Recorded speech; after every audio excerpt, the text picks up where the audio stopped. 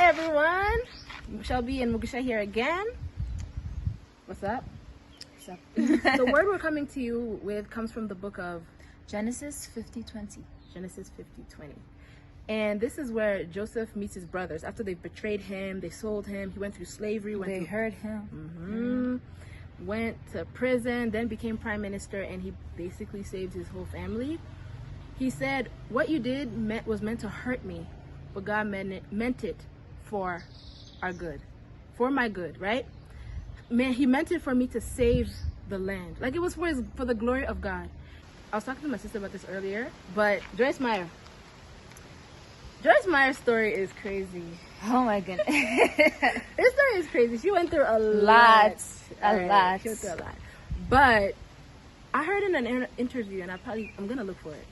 But she was saying that how she would not go back. She would not replace, or she would not change a thing that's happened to her. And we all know she went through like sexual abuse from her father.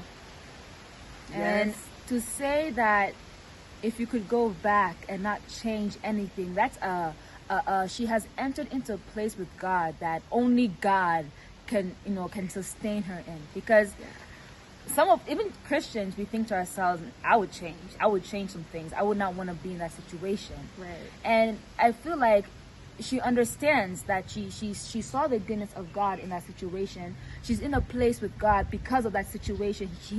He took that tragedy and turned it into something beautiful, and into something that could save and reach out to many. Right. And now she understands, even in the bad, the goodness of God is there. Something beautiful will come forth. Yeah, something beautiful comes forth. And that gives hope to all of us. That gives hope. Like, there are many people who are maybe even listening to us, and who know her story about the sexual abuse and everything. And some people have gone through that. Yeah. And they're like, no, why? That's not a good thing. I wouldn't wish that on anybody. Of course, we wouldn't wish that on anybody. But we're just quoting what she had said. And Mugisha had said it, that she's gone into a place in her life where she's not the woman who's gone through abuse. She's the woman who's overcome that. She's the woman who God uses her story. He's using her story to save the lives of so many other people. Meaning that even in your story, there's hope. In what we're going through, there's hope. God's goodness is here. God's goodness is where you are.